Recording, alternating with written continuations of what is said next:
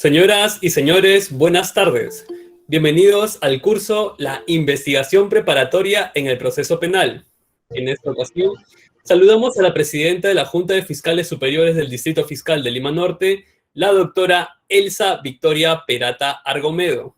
De igual manera, hacemos extensivo el saludo a los señores fiscales superiores y a nuestro ponente invitado. Al presidente de la Junta de Fiscales Provinciales del Distrito Fiscal de Lima Norte, el doctor Marco Antonio Carrasco Campos y demás señores fiscales provinciales, así como a todos los dignos asistentes. Seguidamente, tenemos las palabras de saludo y bienvenida a nuestro ponente invitado. Doctor Carrasco, muy buenas tardes. Si fuera tan amable de encender su micrófono, por favor. Muchas gracias. Buenas tardes. Doctora Elsa Perata Argomedo, presidenta de la Junta de Fiscales Superiores de Lima Norte. Doctor Reinaldo Avia, fiscal provincial, ponente invitado el día de hoy. Compañeros del Ministerio Público, público en general. Para mí, nuevamente es un honor dirigirme a ustedes en esta tercera sesión de nuestro curso que tiene como propósito continuar con la legitimación de conocimientos en el área procesal penal. El día de hoy tenemos una ponencia con el doctor Reinaldo Avia, fiscal provincial de trayectoria muy reconocida y profesional de elevadas cualidades, quien gustosamente ha aceptado participar el día de hoy para compartirnos sus conocimientos y su experiencia en un tema tan importante como es la importancia de la prueba y su búsqueda en la investigación fiscal. Muchas gracias, doctor Reinaldo, por su aceptación. Estamos seguros que su participación va a ser de mucha utilidad para todos nosotros. Muy agradecido. Gracias a todos ustedes por participar en este evento. Antes de iniciar con la tercera ponencia del curso, daré algunas recomendaciones para garantizar la correcta realización del presente evento. Solicitamos mantener sus micrófonos apagados durante la ponencia. Sus preguntas pueden ser enviadas al chat del Google Meet durante la exposición. Sin embargo, serán resueltas en la ronda de preguntas, al final de la presentación de nuestro ponente. En caso se desee realizar la consulta verbalmente, pueden enviar su nombre al chat del Google Meet para poder anunciarlos y llevar el orden de sus intervenciones. Asimismo, les recordamos que la asistencia se tomará durante el evento por medio de una aplicación. Por ello, no es necesario registrar su asistencia en el chat de la sala. Muchas gracias. Dicho esto, iniciamos con la tercera ponencia del curso. El día de hoy, como tercera ponencia del curso, la investigación preparatoria en el proceso penal, tenemos la conferencia La importancia de la prueba y su búsqueda en la investigación fiscal, a cargo del doctor Reinaldo Ariano Avia Arrieta, quien es abogado titulado por la Universidad Nacional Mayor de San Marcos. Ha cursado estudios de maestría en ciencias penales en la misma casa de estudios. Es fiscal especializado en delitos de corrupción de funcionarios por más de 11 años en el nuevo Código Procesal Penal. Autor del artículo Formas de corrupción y sextorsión, abuso del poder público a través de la extorsión sexual.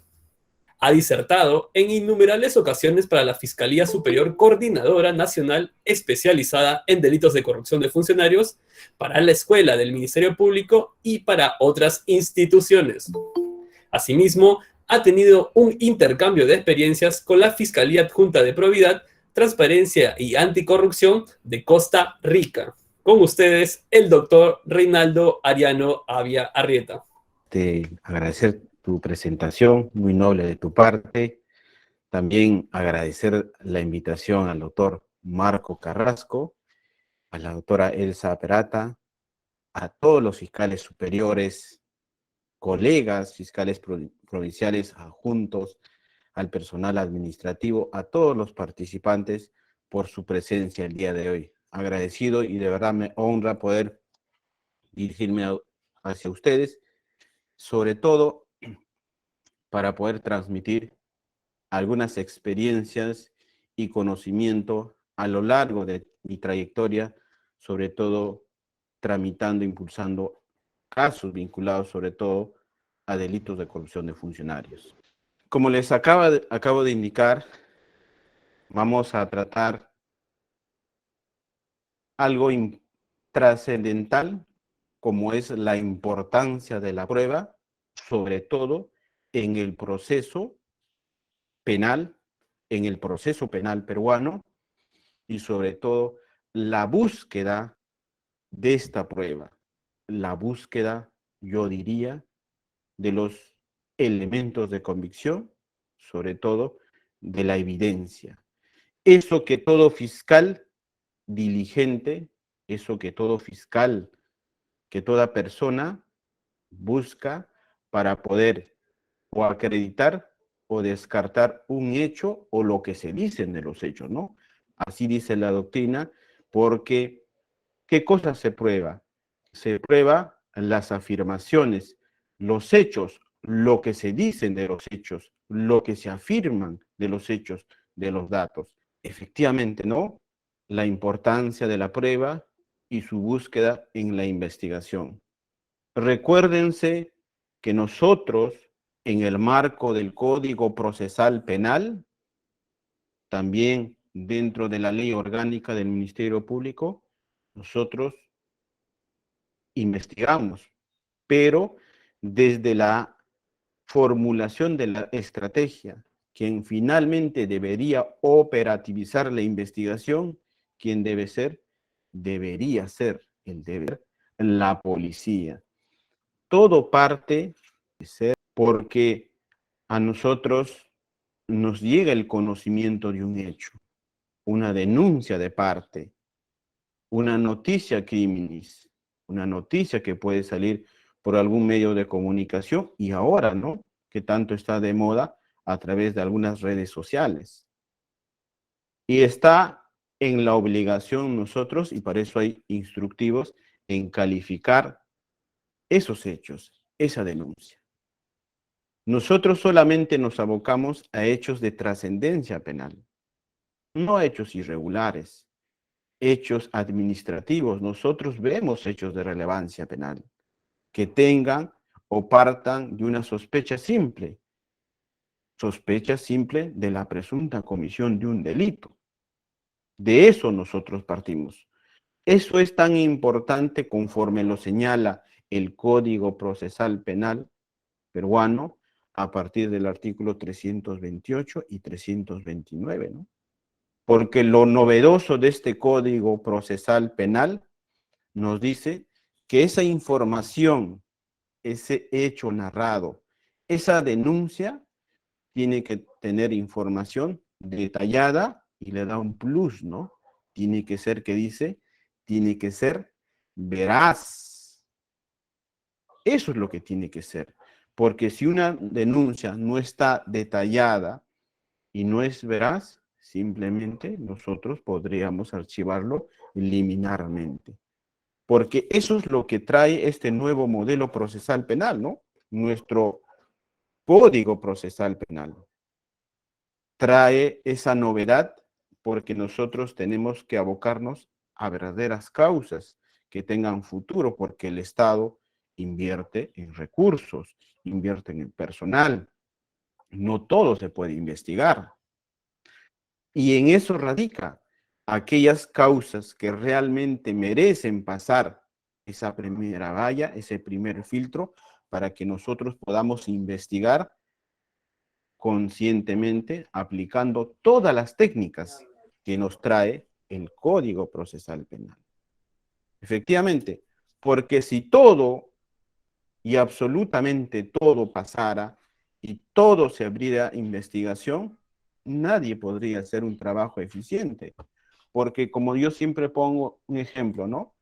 Tú tienes 100 casos, pero tu capacidad no es para 100 casos, tu capacidad es para 50. ¿Cómo tú puedes investigar 100 si tú solamente puedes 50? Tú tienes que filtrar, tienes que establecer tus prioridades.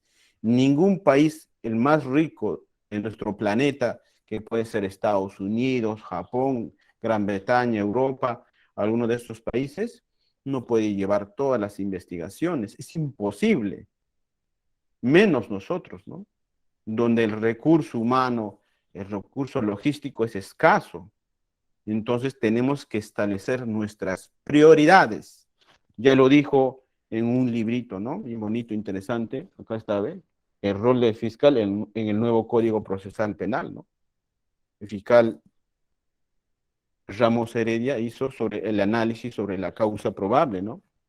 Y efectivamente dijo, ¿no? No todo puede pasar.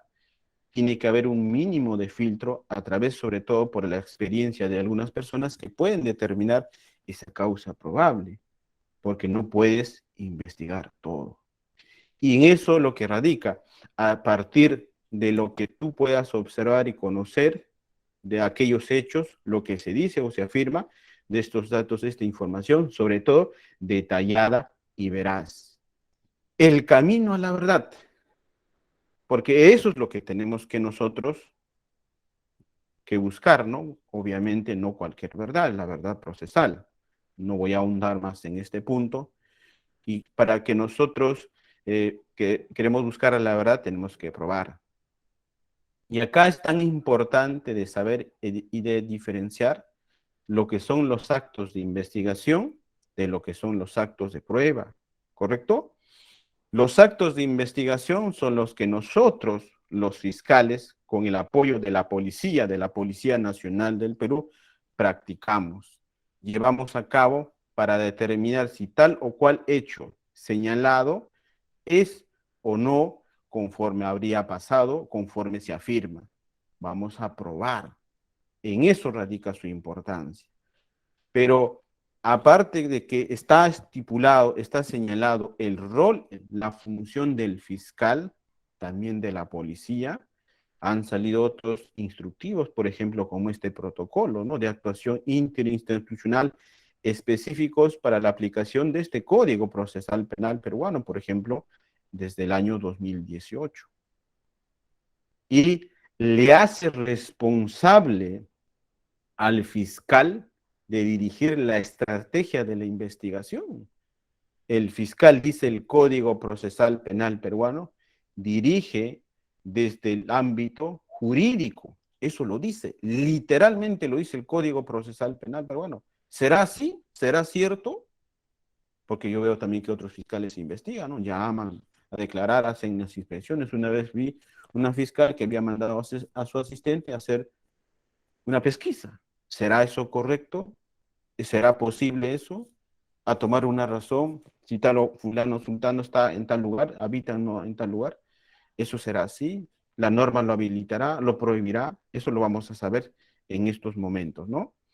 Entonces, pero lo importante para poder desarrollar este trabajo, estos actos de investigación, ¿por qué quiero empezar por aquí? Porque esto es tan importante y tan trascendental porque a partir de este punto tenemos que asegurar estos elementos de convicción, estas evidencias, con una proyección, porque el camino puede empezar ahí.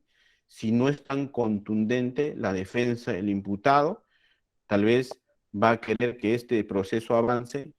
Una vez con la acusación, tendrá que pasar, si los medios probatorios son admitidos, pasarán para su actuación en juicio oral, ¿no? Entonces, es importante que estos actos de investigación se realicen de manera contundentes, sobre todo cumpliendo lo que dice el Código Procesal Penal con la legitimidad, con la obtención de estos, respetando los derechos fundamentales, ¿no? Para eso, para poder investigar, lo que se necesita es tener una norma, que es el Código Procesal Penal, que es de tendencia garantista, tener las herramientas y la logística adecuada, pues. Por ejemplo, los laboratorios de criminalística, el Ministerio Público, ¿qué órganos técnicos o que hacen labor pericial tenemos? El Instituto de Medicina Legal, la Gerencia de Peritajes, la policía también tiene laboratorios de criminalística, ¿no?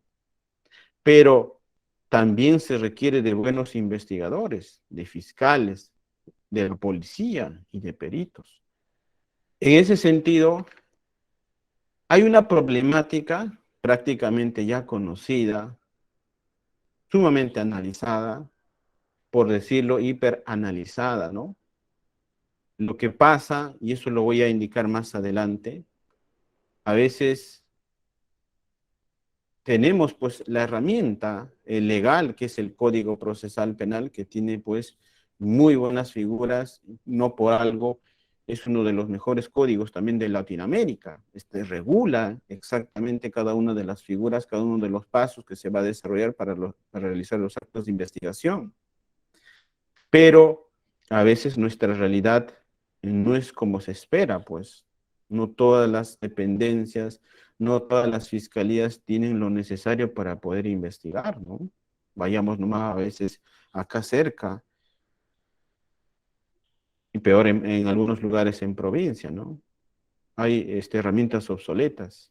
Y otra de las problemáticas también es a veces la desidia, la dejadez del personal que investiga. Pero lo importante es que hayan herramientas adecuadas, hayan instrumentos adecuados y que estos sean acompañados con buenos investigadores, porque lo que se necesita es probar de manera adecuada. Y esto cabe porque debemos preguntarnos, ¿no? ¿Qué hace la diferencia? Nuestro Código Procesal Penal está acá en nuestra mano. Como lo pongo ahí en la figura, ¿no? Metafóricamente, representativamente.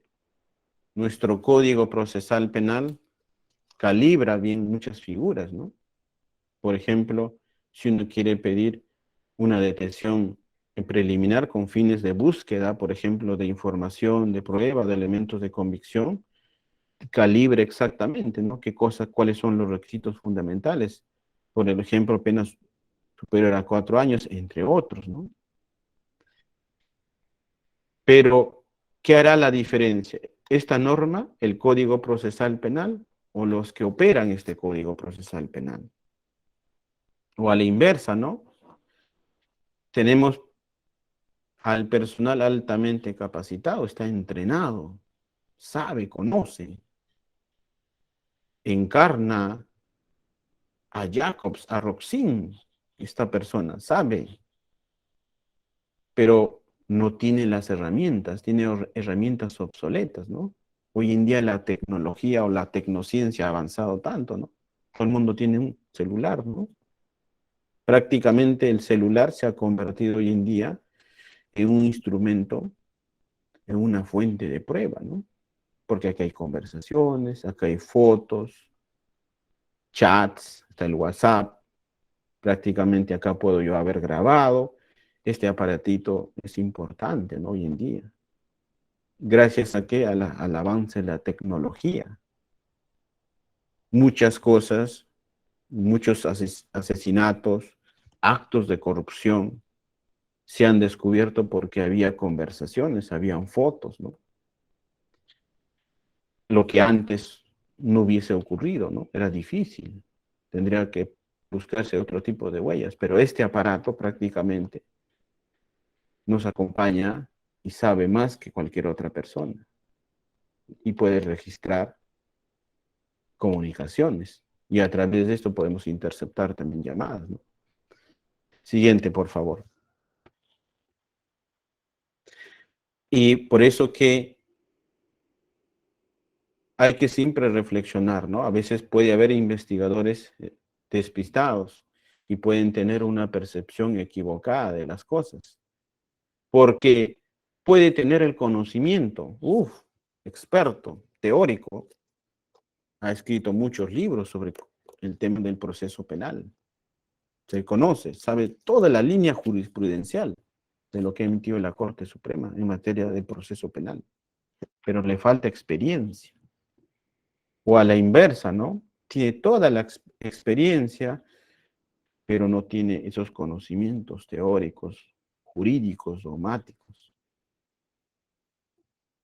Y el problema es que a veces no es experto, no tiene experiencia y tampoco tiene los conocimientos teóricos. Eso sí sería un problema, ¿no?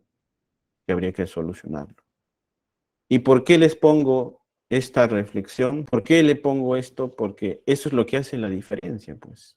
la idea es combinar a las personas que tengan el conocimiento, sepan del Código Procesal Penal, sepan de toda la línea jurisprudencial de la Corte Suprema en materia de búsqueda, por ejemplo, de prueba, y combinen con la experiencia. Imagínate si a un médico le pones a operar, sabe todo lo que es la ley artis, ¿no? Todos los procedimientos, pero no tiene la experiencia. Imagínate, ¿qué pasaría? Va el médico y justo tiene una herida de bala por la altura de la yugular. ¿Y qué pasa si falla? Porque a nosotros, si fallamos, no pasa nada, ¿no? Entre comillas digo, ¿no? ¿Qué pasa si el odontólogo tiene que extraer una muela y se equivoca? Porque ha pasado, ¿no? También ha sucedido. ¿Qué pasaría si un piloto ha estudiado todos los manuales, todo exactamente, pero no tiene las horas de vuelo, la práctica, para realizar? Por ejemplo, la vez pasada, hace dos meses, he ido ahí a realizar una inspección, ¿no?, de aeronaves que había adquirido la Fuerza Aérea Peruana, la FAP, ¿no? Unas aeronaves coreanas, modernas, ¿no? Y los pilotos tienen que ir aprendiendo, obviamente, con otras personas. Tienes que aprender a volar, ¿no? Efectivamente. Entonces, pero ¿por qué nuestra formación desde las universidades? Porque nosotros investigamos, pero si no ponemos en práctica lo que dice acá el código, ¿cómo podemos aprender? ¿Cómo podemos hacer estrategia? Entonces lo que se requiere es combinar ambas cosas. ¿Por qué?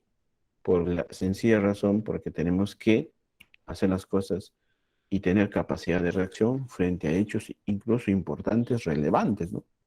Porque la verdad puede huir. ¿Cómo probar si ya no lo tienes? La capacidad de reacción es importante porque así como tú puedes tener la capacidad de reacción, también es importante que sepas, ¿no?, que hay figuras, ¿no?, para poder recabar, para poder asegurar algún medio probatorio. Por ejemplo, ir a buscar un testimonio, una documental, o realizar una inspección, una reconstrucción, ¿no? Capacidad de reacción, o realizar una labor pericial, o encomendar una labor pericial. Te han dado información, hay un CD, quieres saber si la información que contiene es auténtica, fiable, no ha sido editada, etc., ¿no? Esos son los medios probatorios que regula el Código Procesal Penal. ¿Por qué le quiero dar por eso un enfoque diferente a lo que la gran mayoría habla sobre la prueba, ¿no? Pero todo el mundo habla sobre la prueba, que efectivamente, la prueba etimológicamente viene de la palabra, ¿qué cosa? Probo, que significa bueno, honesto, y se conforma con la otra palabra que es probandum, que significa aprobar, experimentar y patentizar. Efectivamente, hay que probar, pero de manera adecuada, de manera respetuosa, honesta. Para eso están los estándares, pues, en materia probatoria. Y por algo les he puesto en esta diapositiva, no están por gusto estos certificados en la norma, por ejemplo, ISO 9001, que es el Sistema de Gestión de la Calidad, y certificado del ISO 37001 sobre gestión antisoborno.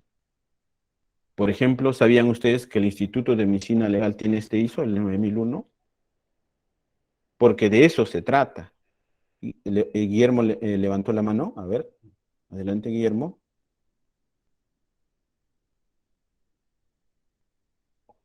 Ok, continuamos entonces. Entonces, de eso se trata, ¿no? ¿Por qué? Porque la ciencia, la tecnociencia sobre todo, nos va a ayudar a asegurar varios medios probatorios. Nos va a hacer que las cosas sean más fáciles. Nos va a ayudar a ¿qué? A minimizar los errores. Claro, porque muchas veces antes no había prueba de ADN. Ahora lo tenemos. Ahora podemos sacar huellas. Ahora podemos extraer data de celulares. Tenemos software, tenemos tecnología. Por eso se echa de la mano de la tecnología para probar. y el proceso, los actos de investigación deben estar de la mano, no deben ser ajenos a estas nuevas tecnologías. Por eso que existe incluso técnicas especiales de investigación. Por ejemplo, la videovigilancia, agente encubierto, agente especial, o las operaciones encubiertas o remesa controlada, entre otros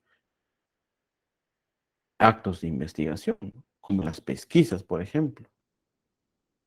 Entonces, en ese sentido, lo que incluso, ¿no? Este año, para el Ministerio Público, ¿qué cosa? Es el año de la búsqueda de la calidad. ¿Pero será cierto eso? Porque los estándares en temas probatorios cada día están subiendo, porque lo que queremos es minimizar el error humano, el error en la investigación, el fiscal. Ya no estamos pues en las épocas de las ordalías, ¿no? En las épocas en que el policía iba, sacaba el testimonio de una persona, si no es que lo torturaba, le inducía, direccionaba una declaración. Y como lo dice Neira Flores, ¿no? En lo menos que debemos guiarnos, por ejemplo, entre muchos de los medios probatorios, ¿en qué es? En los testimonios, pues. El testimonio es un medio probatorio, a través del cual un testigo que ha visto o ha escuchado, o a través de cualquiera de sus sentidos, nosotros tenemos 5 sentidos, ¿no? La vista, el oído, el olfato, el gusto o el sentido del tacto. Esa persona de primera te va a decir efectivamente qué es lo que ha pasado, ¿no? Ese es el testigo. Pero a veces puede jugar muchos aspectos subjetivos. Por decirlo, uno de ellos se puede olvidar. La memoria es frágil, si no es que puede ser influenciado por otros factores externos. También nos habla, por ejemplo, del testigo técnico. El testigo técnico no es más, y hay a veces mucha confusión, ¿no? Entre testigo, testigo técnico y perito. Algunos piensan que el testigo técnico, César San Martín le llama testigo perito, pareciera que fuera igual que el perito, no lo es, ¿no? El Código Procesal Penal lo que te dice que el testigo técnico es aquella persona que por su capacidad, por su especialidad, por ejemplo, estaba pasando por la calle, es un ingeniero civil, y justos ve que el suelo se está hundiendo y cae el edificio. Y se da cuenta que efectivamente que ese edificio estaba mal construido porque el suelo donde estaba al costado de un acantilado o estaba al costado de un relleno sanitario, ¿no? Y entonces este ingeniero civil, por su capacidad, aparte de haber espontáneamente, circunstancialmente conocido, haber visto esta situación, puede declarar como un testigo técnico porque tiene un plus. El plus es que aparte de haber presenciado, conoce por ser de estas situaciones, por ser un ingeniero civil, por ejemplo, ¿no? O puede ser otro ejemplo en el caso de que un físico está caminando por la calle y justo observa que un vehículo viene a 80 kilómetros por hora. Dice, ¿no? Velocidad máxima, 60, pero muchos no respetan, ¿no? Y justo es este físico está pasando y obviamente, ¡pum! De lo que está en verde cambia en ámbar y el toque en rojo. Y el carro, ¡pum! No puede frenar. Y se lo lleva a una persona y lo atropella y lo mata. Y efectivamente este físico dice, efectivamente, no pudo haber frenado. Entonces, como él ha visto, pero por su conocimiento en física, en rodamiento, en velocidad, todo, porque en eso estudian los físicos, ¿no? Movimiento, velocidad, frenada, todo, imposible que iba a pasar y finalmente lo atropella. Él no puede alegar, no, que la persona estaba pasando, que no pudo, etcétera, etcétera, ¿no? Entonces, este testigo explicará mejor esa situación, ese hecho, esa circunstancia. En ese sentido, hay que tener, en algunos casos, no necesariamente como referencia importante al testimonio, ¿no? Lo que todo está, la tendencia es a buscar sobre todo la evidencia, ¿no? La evidencia más material, sobre todo, ¿no? Algunas huellas Sí es importante también el testimonio, obviamente no lo vamos a descartar, pero lo que estoy diciendo es que no podemos fiarnos mucho de este medio probatorio que es el testimonio. Yo diría en última instancia, ¿no? Y efectivamente, como les decía, ¿no? Porque hay que saber en relación al tratamiento de la evidencia, ¿no? No por algo existe un manual, un instructivo sobre el tema de la cadena de custodia. Tenemos al Instituto de Medicina Legal, al Ministerio Público, que ellos realizan, por ejemplo, evaluación psicológica o psiquiátrica, pericia de informática forense, pericia de homologación de voz, extracción de data, entre otros. Lo importante es asegurar la evidencia de manera rápida, evitar su manipulación, ¿no? Porque hoy en día existe, pues, la tecnociencia. Y la gerencia de peritaje está haciendo todo su esfuerzo, efectivamente, por tratar de adquirir más software, herramientas tecnológicas o herramientas de inteligencia artificial para que puedan procesar la información a gran escala, y porque hoy en día pues hay bastante demanda, ¿no? Antes no se conocía mucho de la labor fiscal, más era al Poder Judicial, se acordarán, ¿no? Confundían el Poder Judicial con el Ministerio Público. Pero lo que ha hecho el Código Procesal Penal es separar eso, ¿no? Tu juez de garantías, de juzgamiento, tu fiscal, a investigar, sobre ti va a recaer la carga de la prueba y te vas a dedicar a investigar, a probar. Tú vas a traer, tú vas a llevar los tribunales, ¿no? Entonces, a esto quería llegar también, ¿no? Mira, vamos avanzando. Se dan cuenta que le estamos dando una visión diferente a lo que se trata en el tema de la prueba. Quiero darle un punto de vista, sobre todo un poco más pegado al tema de la ciencia, de la tecnociencia. Porque una de las cosas importantes que debemos saber es que existe la criminología, ¿no? Y existe la criminalística. Por ejemplo, la criminología estudia también a los delincuentes, a los que acechan, los que hacen daño en la sociedad, y estudian también a los operadores que realizan el control social. Nos estudian a nosotros, cómo estamos haciendo nuestras labores. Es importante esta ciencia, la criminología, ¿no? Entre otras cosas, por ejemplo, les voy a señalar, ¿no? La criminología, por ejemplo, Paz Velasco dice, ¿no? Y solamente para hacerles un pequeño recuento, dice, ¿no? Por ejemplo, él hace una diferencia entre asesinas y asesinos en serie, ¿no? Hace una tablita, ¿ve? Por ejemplo, dice, ¿no? Asesinas en serie, matan solas, en pareja, mujer-hombre y mujer-mujer o en grupo. En cambio, asesinos, los varones en serie, matan en solitario, aunque existen algunas excepciones, muy pocas. Asesinas en serie, matan a personas de su entorno, compañeros de trabajo, familiares o amigos. Son estáticas o geográficamente estables. Asesinos en serie, varones, ¿no?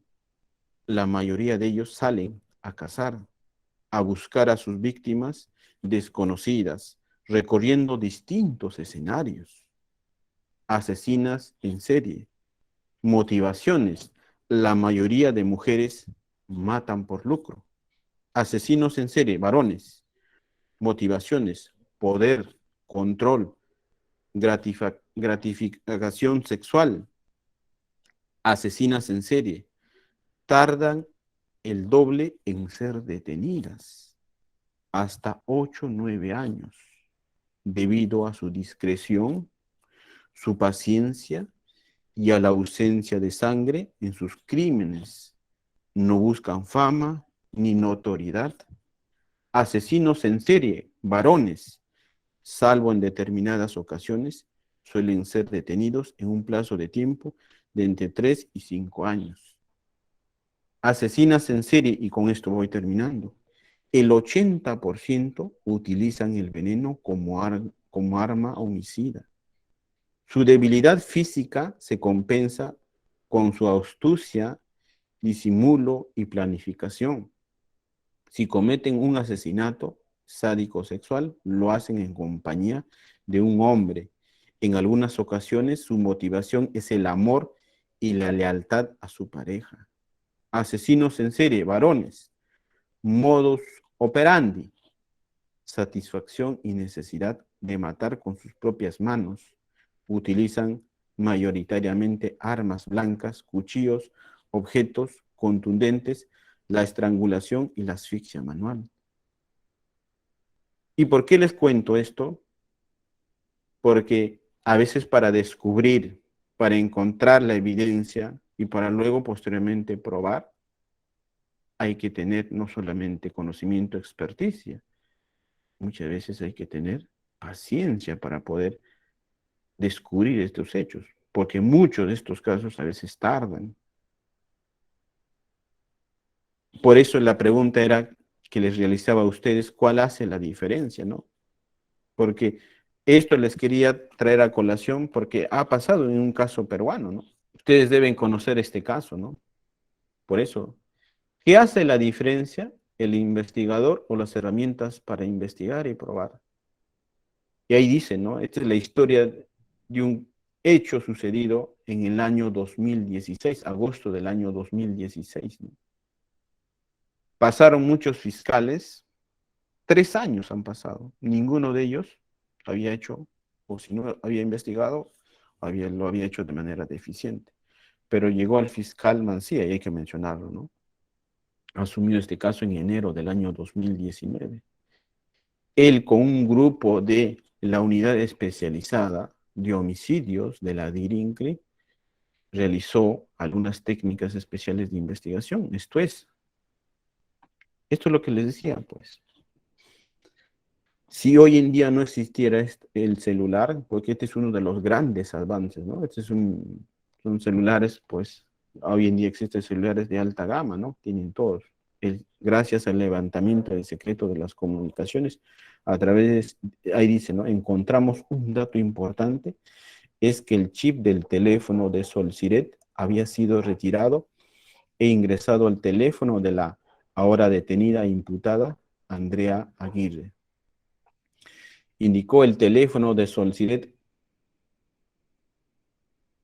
estado siendo manipulado. 2 meses después de la desaparición se realizó una llamada a fin de cancelar el teléfono de la agraviada. Tenemos ese registro de la cual hemos hecho una pericia fonética. Entonces es importante conocer, pues, que efectivamente un medio probatorio, ¿qué cosa es? Es la labor pericial, la pericia. Pero esta pericia tiene que cumplir las formalidades que señala el código, ¿no?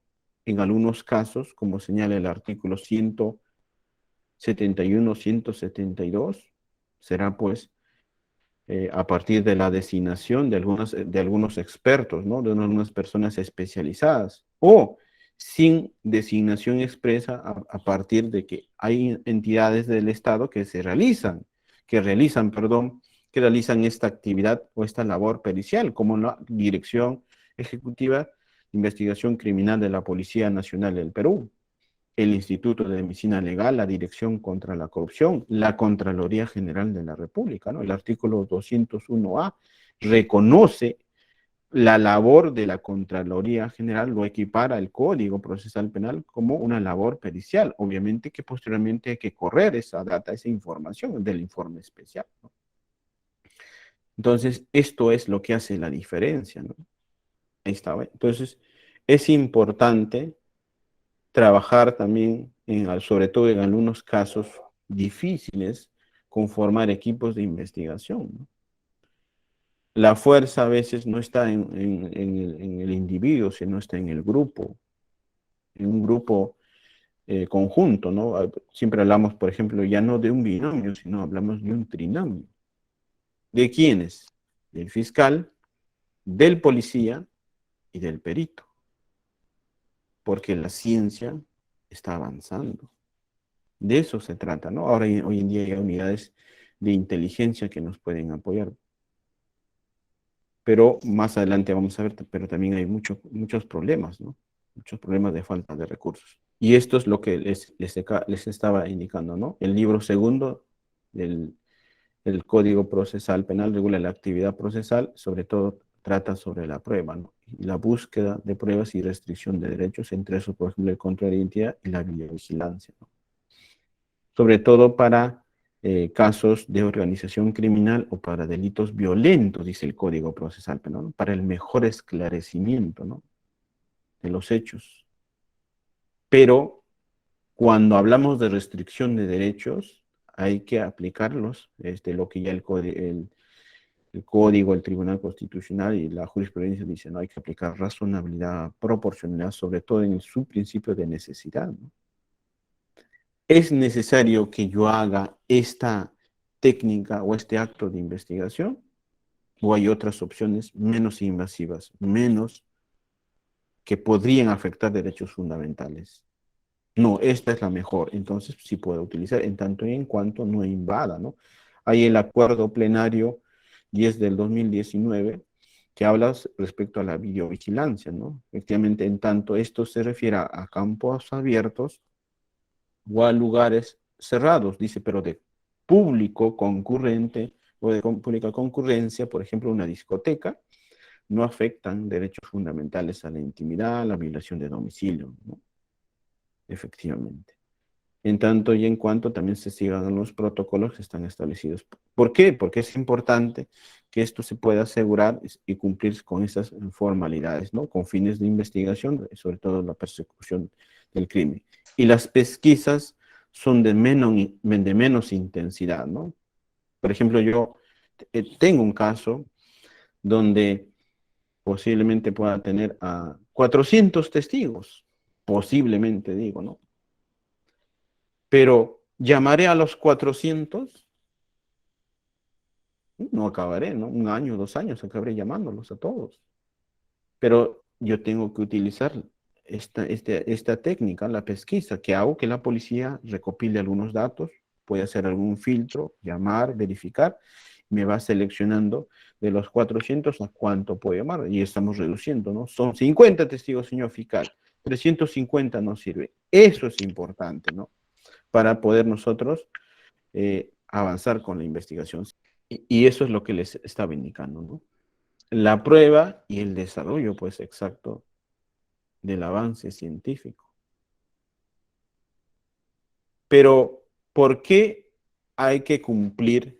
Y por eso venía desarrollando los estándares en materia de investigación, en materia de técnica, en materia de los estándares, por ejemplo, los ISOs, en materia de aseguramiento. ¿Por qué? ¿Por qué seguir estas garantías? ¿Por qué seguir, por ejemplo, el contradictorio? Porque acá cabe una pregunta, ¿no? ¿La verdad o el resultado de esa verdad puede ser falseado o direccionado? Es una importante pregunta, ¿no? Por ejemplo, yo como fiscal anticorrupción, antes trabajaba en las fiscalías comunes, yo tenía otra visión, tenía otra percepción, ¿no? Pero ahora como fiscal anticorrupción, por mi experiencia, tengo otra visión, tengo otra percepción. Tal vez subjetiva, pero finalmente es una percepción, es mi punto de vista. Porque hay corrupción, pues.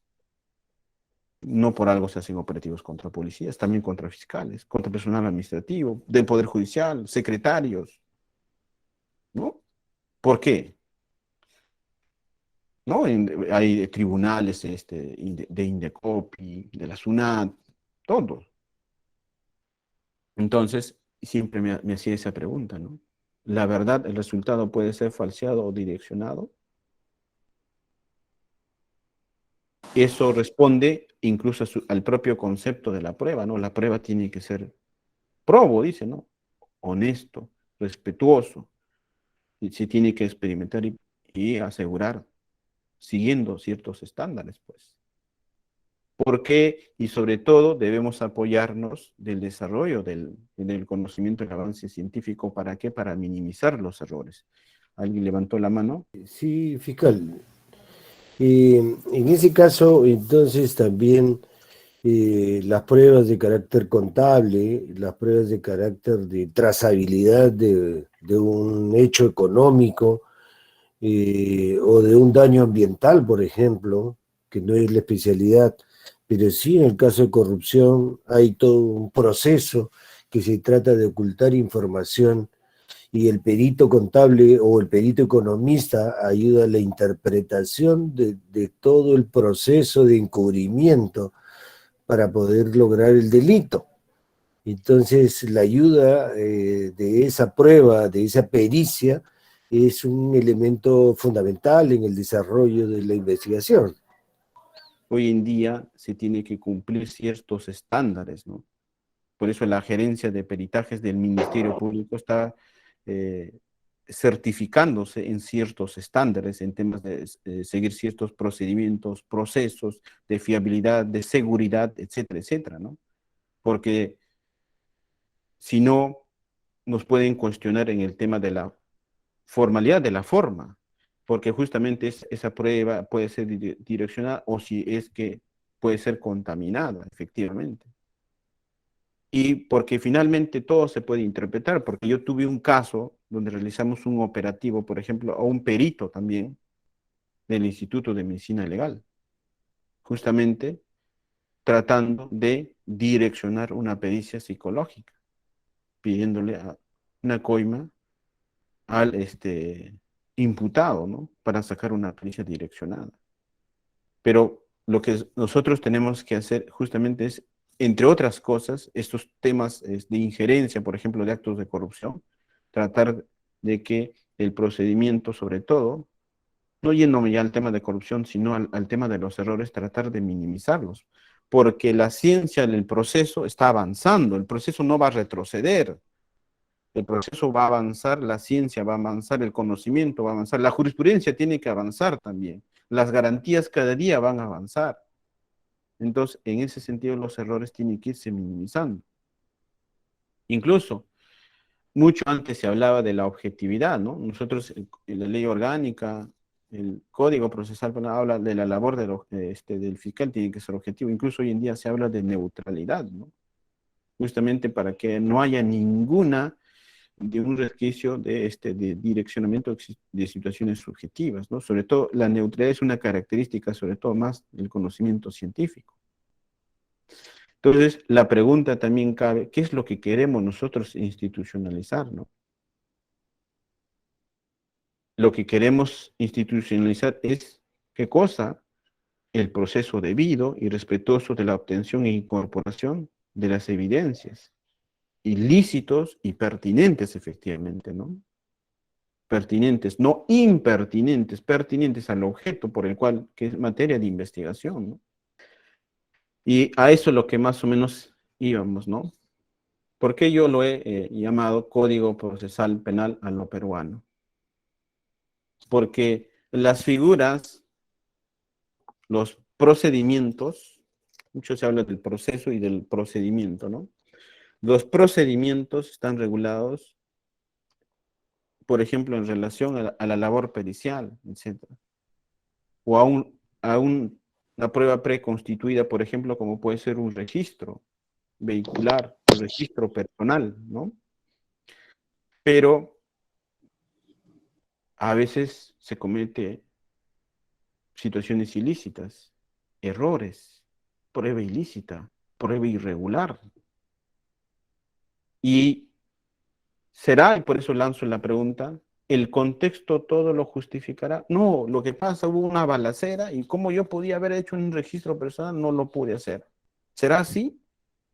Y, apareció el arma luego en tal lugar. A veces hay que echarle la mano a los errores, ¿no? A la sobrecarga, a la falta de logística, a la falta de recurso humano idóneo. Me pregunto, no estoy afirmando, ¿será así? Hay que echarle la mano, por ejemplo, a esos errores. Y más abajo seguramente vamos a hablar también de la ponderación de intereses, ¿no? En verdad hubo urgencia, peligro, obstáculos, pero no lo dejaste constancia. ¿Será así? Si hubo un error, una vez conversaba también con uno de los colegas, ¿no? Me dice, doctor, pero ¿para qué usted se hace mucho problema? Me dice. Vamos a buscar la teoría, la jurisprudencia que se ajuste a esto y se justifique. ¿Será así? ¿Debe ser de esa manera? O la ponderación de intereses, ¿no? Hablamos mucho de no generar impunidad, el interés público, la defensa de la sociedad, y la vulneración de los derechos fundamentales. Pero que hasta que no nos pase a nosotros, todo está bien, ¿no? Todo está perfecto. Eso es una opinión personal. Creo que de esto se ha escrito bastante también, y de mi experiencia yo veo también, ¿no? Que a veces el proceso está más hecho, o el código, o la pena ejemplificadora está hecho más para los pobres, para las personas que no tienen recursos, porque ahí sí pues le cae el policía, le cae el fiscal, el juez, todo, ¿no? Pero hoy en día estamos viendo el juzgamiento a gente poderosa económicamente y gente que tiene poder político, porque siempre se ha pedido detenciones preliminares, prisión preventiva, todo estaba tranquilo, pero de un tanto a otro tiempo ha habido mucha crítica. Está bien la crítica, yo creo que también la crítica está bien, porque de alguna manera se mejora, se cambian las cosas y nos hace reflexionar y nos hace pensar, ¿no? Pero otro factor también que está jugando bastante es la presión mediática en los medios de comunicación. Se ha escrito mucho de este tema. Y eso es lo que les estaba hablando, ¿no? Entonces, actos de investigación y actos de prueba. Normalmente nosotros pensamos que la prueba se genera ¿dónde? En el juicio oral. Eso todos lo podemos afirmar, ¿no? Según lo regula también el Código Procesal. La actividad probatoria es el que genera prueba. El juicio oral. Pero eso no es del todo cierto, ¿no? Si no, vayamos a ver la prueba anticipada. ¿Y dónde se genera la prueba anticipada? En la etapa intermedia, en la investigación preparatoria. Y lo más importante de todo esto es el control de legalidad de la incorporación, por ejemplo, de los medios probatorios en la investigación preliminar o en la preparatoria, o llamamos evidencia, elementos de convicción, ¿no? ¿Qué pasa si a ti te traen un CD? Dice, señor fiscal, acá hay un CD, como me ha pasado, ¿eh? Mira, acá hay un CD. Señor fiscal, acá usted va a ver un acto de corrupción. Dos personas conversando y en uno le está pidiendo coima, el uno es fulano, el otro es mengano. El otro es un funcionario y el otro es un particular. Ah, ya, muy bien, me dice. ¿Y cómo lo has conseguido? Le digo. Sí, lo que sucede es que a mí me han enviado este CD en un sobre manila cerrado y me lo han enviado, me lo han mandado por debajo de mi puerta. ¿Será así? Esa prueba será, podremos incorporarle, podemos trabajarlo, podemos investigar, podemos gastar, podemos avanzar con ese tema. ¿Acaso no tenemos que hacer un control de legalidad de ese tema? Otro dice, no, pero no, eso déjalo al juez. El juez lo tiene que hacer el control de la admisibilidad, dice, ¿no? En la etapa intermedia. Él hace el control de la legalidad de la web. ¿Será así? Nosotros no podremos hacer ese control. Desde mi punto de vista, sí, nosotros estamos obligados incluso, porque de alguna otra forma ejercemos el control de legalidad también, pues. ¿No dice acaso el artículo 8 del título primero del Código Procesal Penal de legitimidad, ¿no? La obtención de medios probatorios. Entonces, lo que nosotros nos tenemos que preocupar es en el seguimiento del crimen, la persecución, su aseguramiento y sobre todo armar una buena estrategia. Y el juez finalmente es el que va a hacer, luego de su incorporación, de su admisión, el juez hará la valoración de la prueba en la etapa correspondiente, ¿no?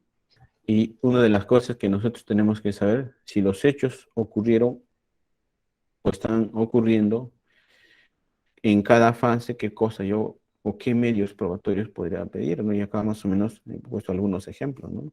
¿Qué actos de investigación se deben realizar? Para lo que ocurrió, ¿no? Para hechos pasados, ¿no? Levantamiento, por ejemplo, del secreto de las comunicaciones, pero en este caso, ¿yo qué cosa voy a pedir? Registro histórico de llamadas, ¿no? Para saber si hubo comunicaciones pasadas. O, por ejemplo, exhibición de documentos, ¿no? Y César San Martín define bastante lo que significa. ¿Qué es documentos? Dice, ¿no? Documento puede estar en el papel, es el clásico que nosotros tenemos, ¿no? El papel. Pero también puede estar en soporte digital. Puede estar en un CD, puede ser una grabación, un video, ese es documento, ¿no? Pero dice que el documento tiene que ser preexistente al proceso. está ahí, no es producido en el proceso, es antes, y tú lo traes, por eso se llama prueba documental. Por otro lado, tenemos, por ejemplo, para lo que viene ocurriendo, ¿no? Por ejemplo, no, viene acá, tú estás de turno, viene, ¿no? Y te cuentan, te dice, mira, doctor, señor fiscal, está pasando un hecho, o me van a, o me están solicitando dinero, ¿no? Coima. Y lo que tienes que hacer, por ejemplo, ahí puede hacer pesquisas de manera inmediata. Vas a un efectivo policial para que haga un registro superficial, ¿no? Sin afectar ningún derecho. No es invasivo tomar fotos, hacer un plano, creo que es dónde está el lugar más o menos donde se estaría produciendo, ¿no? Para que, por ejemplo, posteriormente realices una videovigilancia, ya un seguimiento más certero, ¿no? Ahí puedes aplicar agente encubierto, agente especial, puede ser operaciones encubiertas, y entre otras cosas, por ejemplo, el levantamiento del secreto de las comunicaciones, pero en este caso, si está produciéndose, puedes hacer escuchas legales, ¿no? En tiempo real. El levantamiento del secreto de las comunicaciones. Carlos, adelante, por favor. Carlos. Doctor, ¿qué tal? Muy buenas tardes. Buenas tardes. Muchísimas Adelante. gracias. Sí, A ti. mire, mi consulta es la siguiente. Durante la etapa intermedia, como usted manifiesta, si nos llega, por ejemplo, un CD, ¿cómo en etapa intermedia, con las formalidades, volverlo prueba objetiva? Y, y tantas veces se habla de la convalidación. ¿En qué momento esta se puede configurar, doctor? Dentro de una etapa intermedia, por ejemplo, ¿y de qué manera? Claro. Lo que hace el código es regular la incorporación, ¿no? De actos de investigación o de medios probatorios. Lo que tú no puedes hacer aparecer es algo de manera sorpresiva. Uy, tú no sabías y toma, medio probatorio. Pero ¿cómo? Pero ¿de dónde vino? ¿Cómo se hizo? ¿Qué cosa contiene todo? Lo que garantiza el debido proceso, ¿qué cosa es? La contradicción. ¿Podrás hacer la contradicción? Esa es la pregunta. ¿En la etapa intermedia? ¿Se podrá hacer la contradicción en la etapa intermedia? Porque de eso yo tuve un caso, ¿no? Igualito, lo que me acaba de contar Carlos, gracias, ¿no? De acuerdo. Entonces, apareció un video, pero el abogado calladito, no dijo nada. Pasó, lo que sucedió es que luego planteó una tutela, ¿no? Porque si yo no sé de qué me voy a defender, qué cosa contendrá ese CD, de dónde lo habrán traído, se ha hecho la visualización, se ha hecho la transcripción, ¿cómo lo voy a saber? Salvo que sea de fuente abierta, ¿no? Tal traes un CD de una noticia de fuente abierta, bueno. Entonces, lo que garantiza la incorporación, efectivamente, habrán algunas cosas que se pueden, por ejemplo, tú sí podrías incorporar, ya no en la etapa intermedia, ¿no? Sino de cara, si te aprueban, pasa la acusación, pasa a juicio oral en la etapa inicial, podrías ofrecerlo como prueba nueva, ¿no? Pero en tanto eso se pueda verificar, se pueda controlar, ¿no? Por ejemplo, una documental, como te decía, ¿no? Uy, no supimos nadie de su existencia, ha venido. O llega una pericia, pero ya estaba siendo trabajada, los resultados llegan a nivel de juicio oral. Y eso también, ¿no? Pero, ¿cómo podríamos ahí garantizar ese CD, ¿no? ¿Cómo se podría? Porque ya no vas a poder actuar ese tema, salvo que el juez ya no la etapa intermedia, sino en el juicio oral se actúe como prueba complementaria y el juez mande a hacer ese tema de la visualización, de la transcripción, manda a hacer a un perito, dependiendo de qué se trata, audios, imágenes, ¿no? Pero según ordena el Código Procesal Penal, no se podría hacer eso, ¿no? Porque eso es el respeto a esas garantías, pues, ¿no? Salvo que tú, Luis, ¿no? Que tú le hayas pedido, ¿no? Y eso haya llegado, pero más o menos las partes podrían haber tenido conocimiento, sepan de ese CD, pero si viene de manera sorpresiva, me parece que no, eso no se podría admitir, no se puede en la etapa intermedia. En futuros hechos, ¿no? En futuros hechos yo me hablo, por ejemplo, para hacer, por ejemplo, operaciones encubiertas o un operativo de develamiento del delito, ¿no? y ahora el código lo regula. Señor fiscal, mañana, futuro, ya me ha citado para entregarle la coima a tal o cual funcionario y servidor público. Ah, ya haces tu operativo, entonces lo que tú vas adelantando es pesquisas, videovigilancia, puedes mandar a un agente encubierto especial. Operaciones encubiertas ya es un operativo del develamiento del delito, ¿no? Que regula el Código Procesal Penal. Entonces, lo que nosotros tenemos que, entre otras cosas, es asumir una actitud diferente, ¿no? Una actitud, un cambio de paradigma y adaptación, sobre todo a un nuevo contexto y sobre todo al desarrollo tecnocientífico.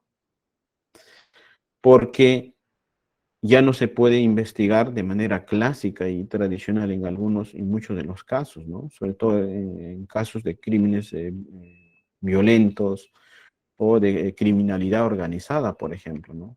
Mucho se cuestiona que el código es muy garantista. Se acordarán cuando el Código Procesal Penal estaba entrando en vigencia y sobre todo la policía estaba disconforme. Decían, no, ese código es garantista, va a generar impunidad, etcétera. Y por eso, pues, eso, en alguna forma ellos tenían mucha razón, porque sabían de su realidad, por eso que les voy a hablar más adelante.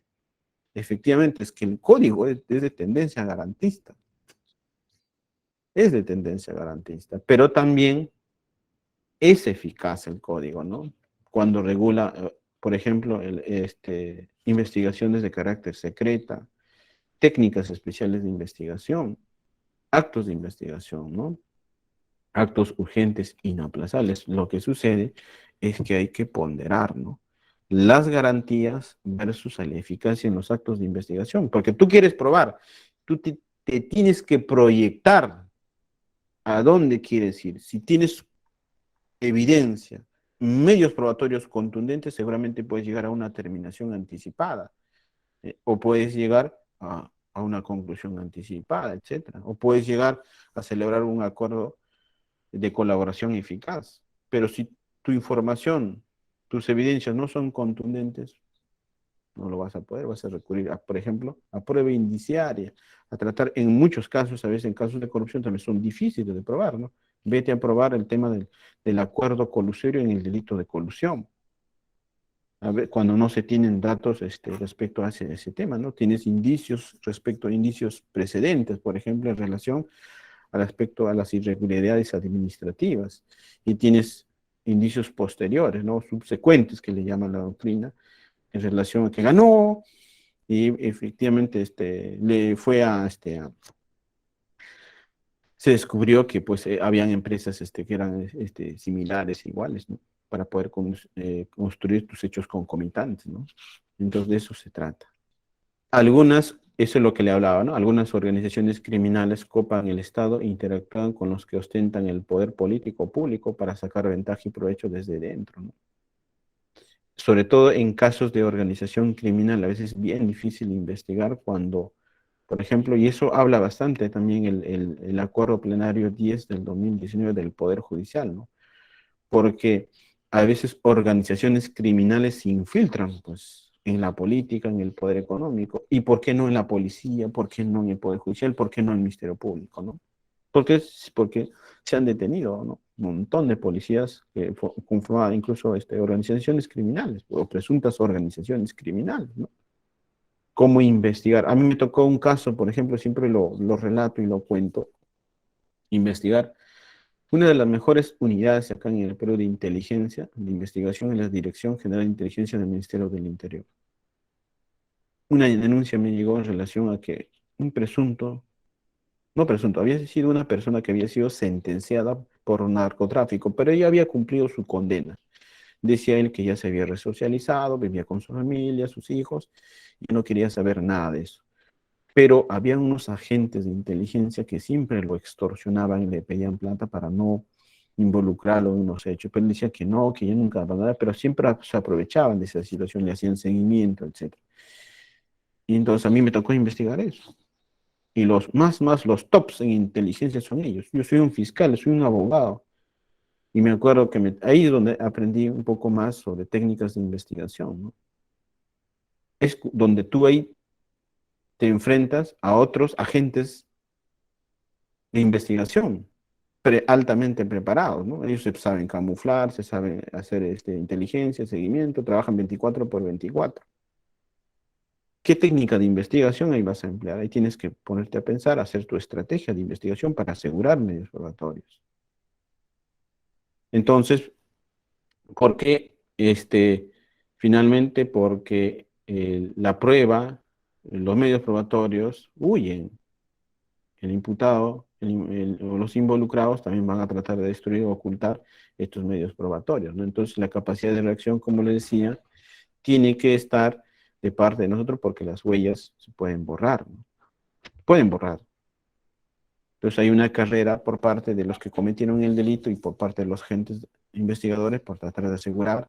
Mientras nosotros tratamos de buscar, hallarlos, asegurarlos, los otros van a tratar de borrar, por lo menos obstruir ese tema, ¿no?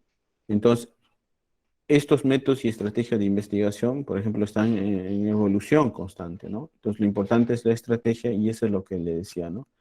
Saber también que estos se podrán incorporar en la carpeta fiscal luego para su requerimiento y su admisión en la etapa intermedia, su actuación en juicio oral, en tanto y en cuanto cumplan con el tema de la contradicción, ¿no? La contradicción, como dice ahí, puede ser de manera simultánea y efectiva, ¿no? Lo que cuando tú, por ejemplo, dices, voy a hacer este acto de investigación y notificas a las partes, ¿no? Y simultáneamente vienen, van a participar en la declaración, por ejemplo, de una testimonial, de un testigo. Están actuando, haciendo contradicción simultánea. Pero puede haber, por ejemplo, en casos de investigación reservada, testigos en reserva, que están amenazados.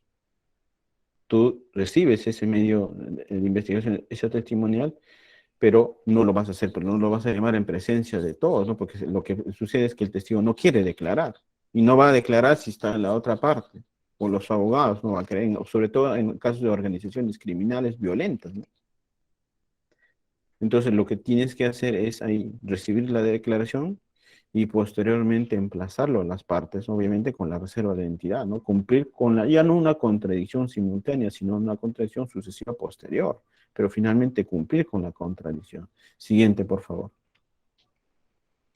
Y eso es lo que le decía, ¿no? Porque también dentro de los actos de investigación secretos también están, por ejemplo, el caso de los actos de colaboración que se producen en los cuadernos de los procesos especiales de colaboración eficaz, ¿no?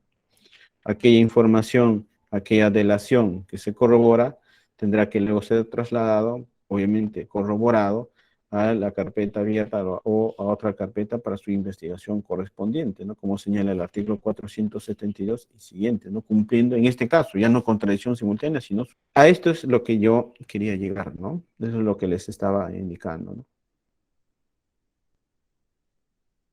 Voy a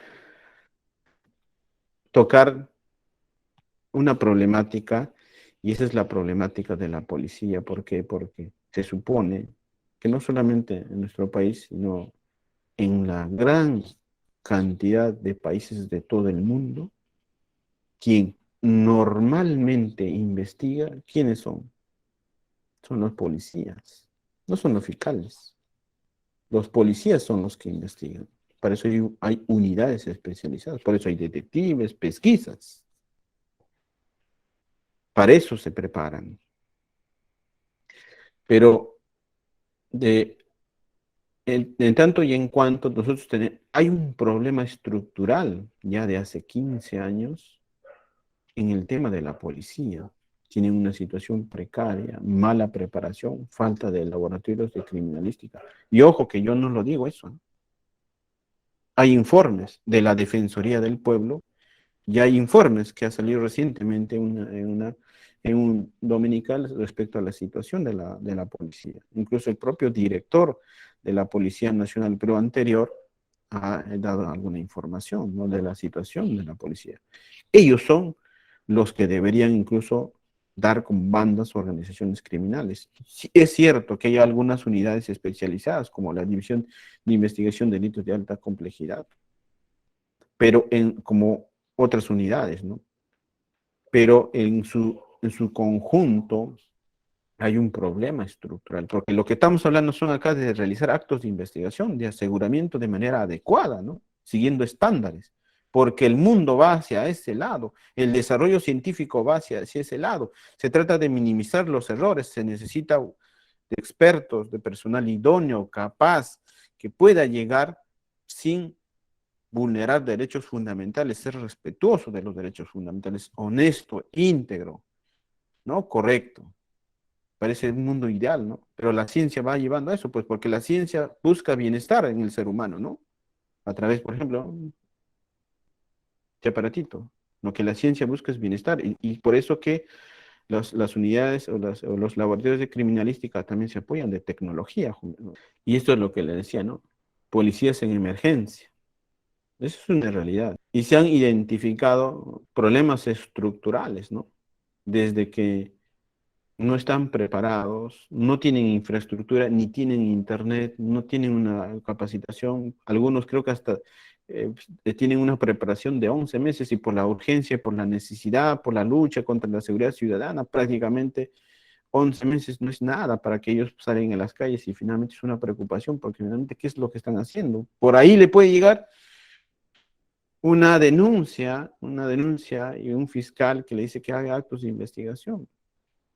Yo pensé que esta diapositiva, esta foto, yo pensé que era de Perú. Aquí nomás nuestro país vecino sin ir a otros lugares, ¿no? Chile, por ejemplo. Eso es lo que yo estaba, por eso quería darle una óptica diferente al tema de la importancia de la prueba y su búsqueda en la investigación.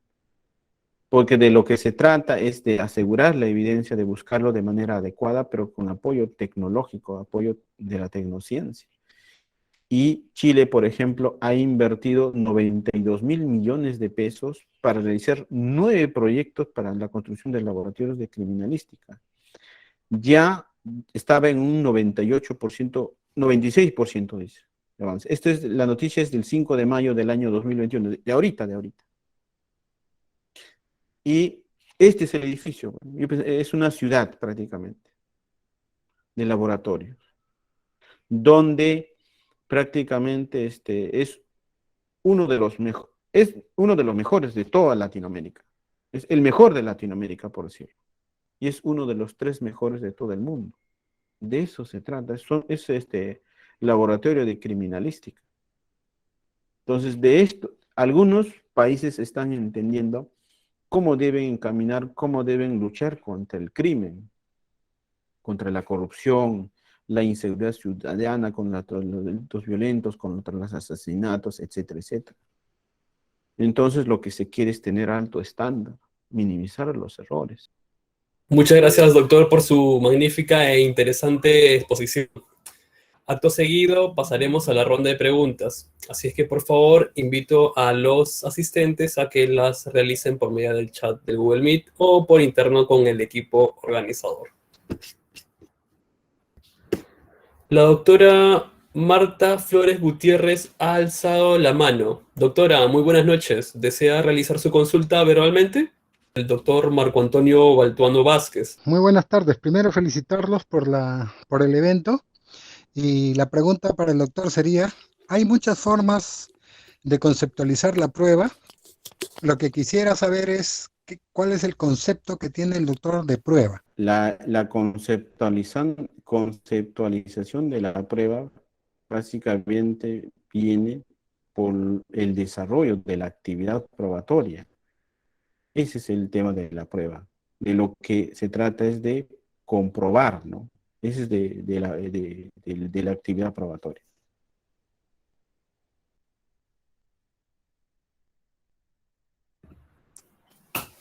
Muchas gracias, doctor, por resolver la consulta.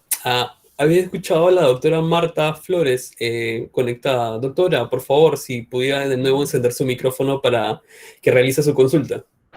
Ok, bueno, hasta que la doctora se conecte nuevamente, voy a realizar la siguiente consulta. Doctor, ¿qué es la prueba prohibida? La prueba prohibida, también conocida como prueba ilícita, es la que se obtiene vulnerando derechos fundamentales, ¿no? Y la prueba prohibida, la prueba ilícita, está recogido en el Código Procesal Penal, en el artículo 8 del título preliminar, ¿no? ¿Y qué es lo que dice el artículo 8 del título preliminar, ¿no? Incluso hay tratamiento jurisprudencial y hay tratamiento de derecho comparado, ¿no? Sobre todo el concepto de prueba ilícita, prueba prohibida o prueba obtenida ilícitamente ha sido desarrollado mucho por el sistema del common law, el sistema anglosajón, ¿no?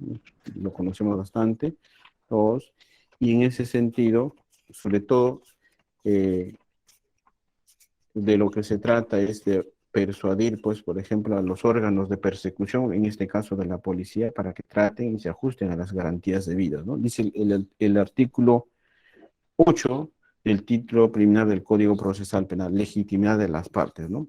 Y sobre todo, la prueba prohibida está regulada en el numeral 2, que dice, carecen de efecto legal las pruebas obtenidas, ojo, directa o indirectamente, con violación del contenido esencial de los derechos fundamentales de la persona. Y sobre todo, hay reglas, ¿no? O hay excepciones a las reglas de exclusión probatoria. Sobre todo, por eso en algunas de las partes se ha tratado, por ejemplo, a través de la ponderación de intereses. Si me traes tú, por ejemplo, un audio, una conversación telefónica, obviamente ahí hay interferencias en el secreto de las comunicaciones, pero uno de los interlocutores es el del que participa a través de la ponderación de intereses, de interés social, de no generar impunidad, es que se excluye o se exceptúa, ¿no?, de las reglas de exclusión, efectivamente. El doctor Carlos Eduardo Alarcón Rodríguez ha alzado la mano. Doctor Alarcón, muy buenas tardes. ¿Desea realizar su consulta verbalmente? Buenas noches, doctor. Muy buenas noches y gusto saludarlo después de tiempo y asimismo felicitarlo por la extraordinaria ponencia, doctor. Bueno, mi pregunta sería, doctor, en los casos que ya, por ejemplo, yo tengo uno en juicio, ¿no? Y sabemos que la prueba también, el tiempo es preclusoria, no hay etapas. Sin embargo, en juicio pretenden incorporar nueva prueba o prueba complementaria, como usted muy bien también lo ha referido. El tema es, ¿existe alguna estrategia ya en temas de litigación para oponernos a ese medio probatorio ofrecido? Por ejemplo, un video. Efectivamente, hay dos formas de poder introducir, o en todo caso, si el juez podría admitirlo, un medio probatorio y a nivel de juicio oral, ¿no? Ustedes saben, uno es a través del ofrecimiento de prueba nueva, que tiene sus requisitos, y otro es a través de la prueba adicional o la prueba complementaria, ¿no? Entonces, la prueba nueva es que nadie ha conocido y finalmente ha aparecido sin el conocimiento. No es que te hayas olvidado, ¿no? Uy, me olvidé y ahora lo voy a introducir como prueba, nada, no. Si la parte o la contraparte se da cuenta, dice, no, esto lo que pasa es que si estaba, el juez, el fiscal no lo ha ofrecido. Entonces, no es prueba nueva, ¿no? Tiene que cumplir algunos requisitos. Entonces, ahora, obviamente, medianamente esa prueba tiene que ser pertinente, conduciente y útil. Obviamente, y tiene que ser lícito, obtenido legalmente, porque si no hay fiabilidad de poder controlar ese medio probatorio, no, ¿cómo lo puedes emitir, por ejemplo, un video, ¿no? ¿Qué pasaría si yo ahí voy con un video y quiero introducirlo? ¿Qué pasa si ese video está editado? Ese video está recortado. ¿Cómo pasar ese tema? Salvo que el juez diga posteriormente, no, eso se va a actuar. Podría ser, ¿no? Porque a veces todo se puede hoy en día, ¿no? El juez a veces si quiere, entre comillas, por el tema de la búsqueda de la verdad, el juez puede decir, sí, pero ya puedo disponer como una prueba complementaria. Dependerá, ¿no?, del nivel, de la calidad. Documentales, como yo les había indicado, sí podrían ingresar, ¿no? Pero si no pasa en como prueba nueva, podría insistirse, como normalmente nosotros lo hacemos, lo insistimos ya, luego de la actuación probatoria, ya de haber actuado todo lo que se ha ofrecido, como se llama, como prueba adicional o como prueba complementaria. No, pero donde se haya dado cuenta, producto de la propia actividad probatoria, ¿no? Tendría que ser efectivamente fundamental en el sentido que es necesario, que esto va a aclarar mejor los hechos, ¿no? Entonces, de eso es lo que se trata, ¿no? La siguiente consulta viene de parte del doctor Daniel Luna y se lee así. Buenas noches, doctor. Mi pregunta es la siguiente. ¿Su criterio en la valoración de la prueba frente a la sana crítica en los actos de investigación sería eficiente? Ya, claro, pero creo que estamos confundiendo los conceptos, ¿no? No es a los actos de investigación. La valoración de la prueba la hace el juez, salvo que se trate de una prueba anticipada o en juicio oral. Ahí se realiza la valoración probatoria, ¿no? Entonces es cuando ya ha pasado el filtro de la admisibilidad, entiendo en ese sentido, ¿no? Porque una cosa son actos de investigación y las otras cosas son actos de prueba, ¿no? Que hay control judicial en su desarrollo o en su desenvolvimiento de la actividad probatoria. Por eso que la prueba se conceptualiza como es comprobar lo que se afirma, ¿no? Producto del contradictorio, del control a través del contradictorio. Claro, existe la sana crítica, ¿no? El juez puede utilizar la sana crítica, puede utilizar la lógica, puede utilizar las máximas de la experiencia, ¿no? Pero nuestro sistema dice que tiene que motivarlo, pues si es lo que fuera, tiene que motivarlo, lo tiene que justificar. ¿Por qué lo dice? ¿Por qué emplea la sana crítica? ¿Por qué emplea la lógica? ¿Por qué emplea las máximas de la experiencia, ¿no? Y en ese orden, ¿no? Lo primero está incluso criterios científicos, luego en el segundo paso están los criterios lógicos de la máxima de la... La siguiente pregunta viene de parte del doctor Jorge Antonio Acuña Castilla y dice así: ¿cuál es la diferencia entre medios de prueba y búsqueda de pruebas? Los medios de prueba son las vías, los caminos, cómo yo voy a probar, ¿no? Lo que señala el Código Procesal Penal. Es el camino, por ejemplo, ¿no? Una testimonial. Otro que es una inspección, ¿no? Otro que es el medio probatorio idóneo, documental. Otro que puede ser, a ver, pericia o la labor pericial, ¿no? Finalmente es el examen pericial. Otro que puede ser una reconstrucción, etcétera, etcétera, ¿no? Pero en tanto y en cuanto, esos son los medios probatorios. La búsqueda es el procedimiento, es la actividad por el cual voy a canalizar, voy a ver qué medio probatorio utilizo para obtener ese elemento de comisión, esa evidencia o ese medio probatorio, ¿no? Estoy registrando que el doctor Joel Antonio Valverde Silva ha levantado la mano. Sí, buenas tardes. Buenas tardes, doctora Vía. Buenas tardes con todos. Quería hacer una consulta, doctor. El Código Procesal Penal no regula la prueba trasladada. Mi consulta es la siguiente. ¿Puede utilizarse o puede valorarse declaraciones testimoniales recibidas en un procedimiento administrativo o en cualquier otro proceso, en una investigación preliminar? Vamos a ponerle elemento de convicción trasladado, porque a nivel de investigación preliminar, pues no podemos hablar de prueba, ¿no? ¿Es factible, doctor, utilizar eso o se estaría vulnerando el principio, pues, de inmediación, el principio del contradictorio, etcétera, etcétera, etcétera? Muchas gracias. Yo tuve un caso, les voy a contar, a veces con los ejemplos se aprende mejor. Tuve un caso de un procedimiento administrativo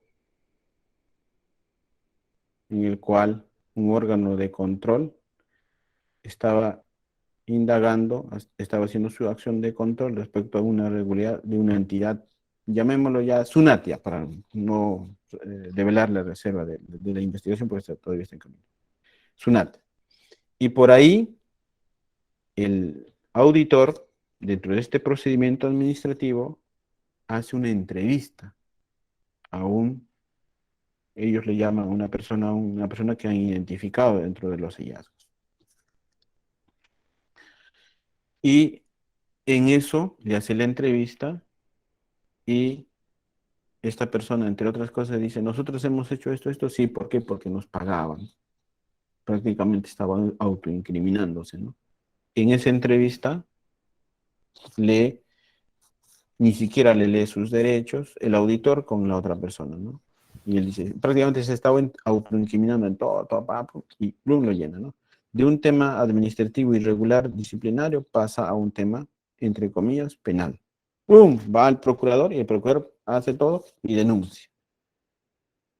Ese es el primer caso, ¿correcto? Mira el auditor, ¿no? No le hace, es incluso un papel, le llama acta de entrevista. En el segundo caso, luego les voy a responder cómo resolvió, cómo se podría resolver ese caso. En el segundo caso, igual, un acto de control en el Ministerio del Interior y se hace la acción de control, efectivamente ven más que irregulares también delitos. Entonces un direccionamiento dio un proceso. Entonces, y ahí efectivamente el auditor le llama, ¿no? Y estos participan y declaran. Administrativamente declaran. Vienen la fiscalía y hacen la denuncia también penal. El primer caso también por corrupción, el segundo caso también por corrupción. ¿Ves? Tenemos dos escenarios. En el primer caso, Joel, a esta persona, el auditor no le ha tomado su declaración, ni siquiera le ha leído sus derechos, sin abogados y prácticamente ha confesado, entre comillas, ¿no? Su crimen. Pero eso podría utilizarse, desde mi punto de vista, no. ¿Por qué? Porque estás vulnerando en primer lugar un derecho fundamental. Entonces, prácticamente un hecho era de relevancia penal que no se debió haber seguido ese procedimiento, ¿no? Y por ahí alguien dijo, podrías utilizarle como un indicio. ¿Podrá incluso utilizarse como un indicio ese tipo de cosas? No, desde mi punto de vista, no. Eso no sirve. En el segundo caso, ya hablando de eso, de un procedimiento administrativo, ¿no? En ese caso viene. Lo que ahí sucede, en ese segundo caso, lo que sucede, sí, se ha respetado. El auditor sabía, es un hecho de relevancia penal, le ha llamado y con su abogado ya ha declarado, y ha respondido a las preguntas que se le ha formulado. Entonces, en realidad lo que sucede ahí, eso es un elemento de convicción. Es un elemento de convicción. Tú lo puedes volver a llamar, finalmente, esta persona, ojo, finalmente, eso es un elemento de convicción, ojo, no es una prueba, recuérdense, la prueba solamente se genera en la actividad probatoria, que se puede hacer a través de una prueba anticipada o en juicio oral, a través ahí sí, tiene que con el principio de inmediatez, efectivamente, ¿no? Pero en el otro caso sí lo puedes utilizar como elemento de convicción, sí lo puedes utilizar. La siguiente pregunta viene de parte de la doctora Rosario Cumbay y dice así: buenas tardes, doctor. ¿Qué es la prueba anticipada en violación sexual a menores de edad? La prueba anticipada lo regula expresamente nuestro Código Procesal Penal, ¿no? Sobre todo para la evaluación y exámenes de los niños, niñas o menores de edad, obviamente a través, dice el código, expresamente, ¿no? A través de cámara GESEL. Y esta se debe desarrollar con la anuencia, con la participación del juez de la investigación preparatoria, ¿no? Justamente lo que se quiere es adelantar prueba anticipada para no revictimizar a las personas, a los menores de edad, ¿no? Entonces, donde se tiene que cumplir incluso a ciertos estándares, entre estos, por ejemplo, que si esto tiene que ser grabado, ¿no? Entonces, de eso es de lo que se trata, ¿no? Antes se hacía a través de prueba preconstituida, ¿no? Ahí también hay una crítica, ¿no? César San Martín dice, no es que sea prueba preconstituida, ¿no? Y también el concepto está mal, ¿no? En realidad es un acto de investigación que cumple ciertos estándares, ¿no? Pero no es prueba preconstituida, ¿no? Eso se tiene que actuar, ¿no? Pero ahora el código incluso se ha adelantado un poco más, ¿no? Dijo, en estos casos de prueba anticipada de menores de edad, efectivamente, ¿no? Se realiza a través del cumplimiento de estos estándares con la presencia del juez. También hay prueba anticipada para casos también, ¿no? De personas que son amenazadas o están enfermas y que efectivamente, dado que su declaración es importante, hay un peligro de que no pueda concurrir, o por ejemplo en el caso de extranjeros, ¿no? Están aquí, están de pasada y se van a ir, ya no van a estar, entonces lo que puedes instar es prueba anticipada, habría que reacreditar y hacer un requerimiento, ¿no? Y esto actuarse a través de un juez de la investigación preparatoria, ¿no? Pues prueba anticipada, ¿no? La siguiente consulta viene de parte del doctor Jorge Carrillo y dice así: buenas noches. Mi pregunta es la siguiente. ¿Cuál es la diferencia entre agente especial y agente encubierto? El agente encubierto es un policía y el agente especial es uno de los integrantes de una organización criminal que lo captan, ¿no? Y pasa a ser un agente especial. Esa es la diferencia sustancial. La última pregunta de la noche viene de parte del doctor Luis Alberto Reyes Rodríguez y dice así: buenas tardes.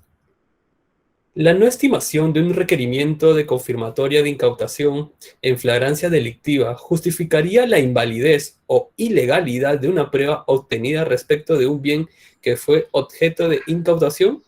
Por ejemplo, un celular que posteriormente resulta siendo objeto de la visualización de su contenido.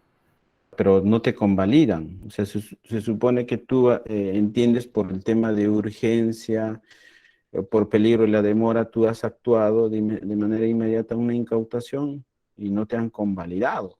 Y eso, porque no te han, y tú tienes la respuesta, ¿no? O sea, por algo no te han convalidado, ¿no? O porque es prueba irregular, o porque es prueba ilícita. Uno de las dos. Irregular porque no ha cumplido, por ejemplo, de ciertos estándares, ¿no? Por ejemplo, un registro personal. No has cumplido con los procedimientos que establece el artículo 201, por ejemplo. Tú vas al juez y no te la va a convalidar, te la va a excluir, pues. Pero distinto sería que actúes prueba ilícita. Ahí sí no solamente te la va a excluir esa, sino todos sus derivados. Entonces, ahí la diferencia, ¿no? Por eso que las tutelas de derecho te plantean, por ejemplo, cuando obtienes de manera irregular o de manera ilícita algunos medios probatorios. Medios probatorios son. Medios probatorios. Entonces, obviamente no la vas a poder utilizar. La diferencia entre prueba ilícita y prueba irregular es que en la prueba irregular solamente te excluyen ese medio probatorio, ¿no? Porque tú la puedes subsanar y la puedes repetir en tanto todavía estés investigando, ¿no? Pero sus derivados sí cobran la validez, ¿no? Pero en cambio en la prueba ilícita no. Esta y todos sus derivados es la teoría, pues, del fruto del árbol envenenado se aplica ahí, ¿no? No vale, todo no vale. Un caso conocido, el caso Petroaudios, se ha caído todito, todito, todo, ¿no?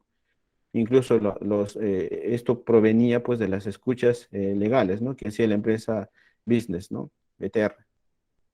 Y que todo lo demás se ha invalidado por ser desde su origen, ¿no? De la obtención de estos audios de manera ilícita. Incluso los actores de estas interceptaciones telefónicas han sido condenados.